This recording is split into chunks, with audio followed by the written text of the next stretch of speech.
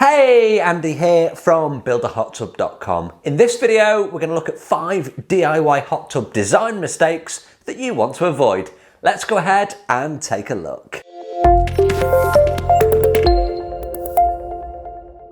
Okay, so mistake number 1, making your hot tub too big. Now, the problem if you go too big is that you move into a different grade of heater. So if you're looking, for example, just to run off electric and somewhere between a 3 and a 5 kilowatt spa pack, if you have too much water, then it's just not going to get up to temperature and you're going to need an additional heater. It's going to cost you the earth basically at the moment in the current climate to actually heat it. So the first mistake that you can make is having too much water for it to be an actual hot tub. If you're looking for a swim spa or a cocktail pool, then obviously it's slightly different and we need to look at different heating, but also for those you're not going to have it quite as high a temperature as you are for a hot tub. So for your hot tub, make sure you don't have it too big. That's mistake number 1.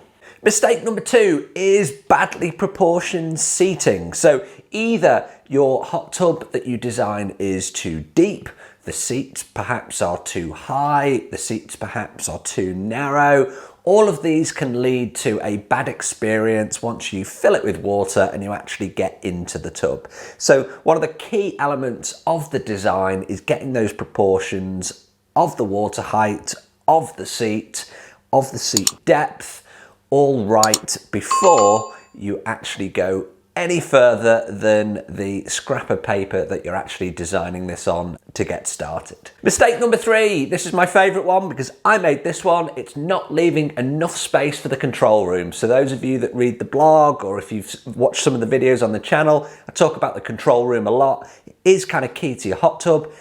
Have enough space for all of the components. Mine is a total mess, it's awful. They're all kind of rammed in there. I really should have had double the amount of space and everything would have sit a lot nicer than it actually does. That's one of my big regrets is if I could go back, I would change the amount of space that I actually have for the control room. Now, whilst we're talking about the channel and the blog, don't forget to subscribe to the channel, give me a like, hit me up in the comments if you've got any questions or need any help. And of course, please subscribe to the channel. DIY hot tub design mistake number 4 is choosing the wrong heating method. And what do I mean by that? Well, you've really got to think how you're actually going to use your tub. Now, if you're going to heat with just electric, you can't really be spontaneous and suddenly decide that you want to go in the tub and expect the temperature to actually get up to temperature in anytime soon. You've really got to consider how you're actually going to use the tub before you choose your heating method. So if you want to be spontaneous and you want to have it heat up, super fast, super quick, then you really need to think about using propane or natural gas.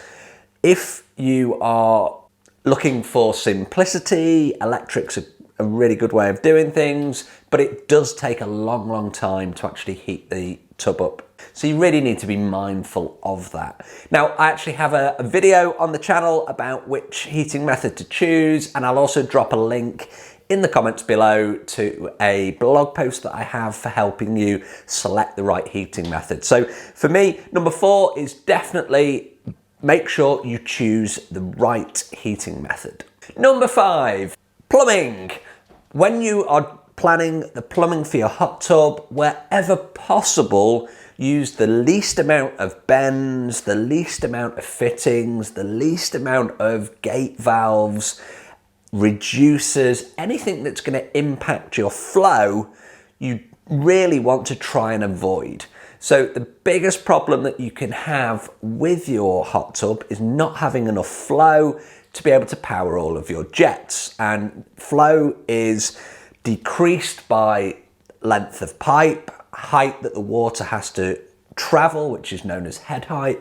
And we also have a total dynamic head, which is a combination of all of the bends, the gate valves, the connectors, the amount of pipe, the distance, the height it's got to travel. And all of this is calculated so that you actually have the right amount of flow entering your hot tub. So Don't just assume that you can just put a pump on and it's going to be the right pump. You've got to size it correctly, but also when you're designing your plumbing, you've got to make sure that you think about the flow and every way possible decrease the amount of connectors, the amount of joints that you actually use, because it does impact your jets.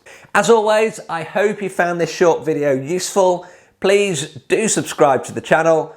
Really appreciate you taking the time to watch the video. Thanks for watching, and I'll see you on the next video. If you've liked this video, please do like, share, and subscribe to the channel.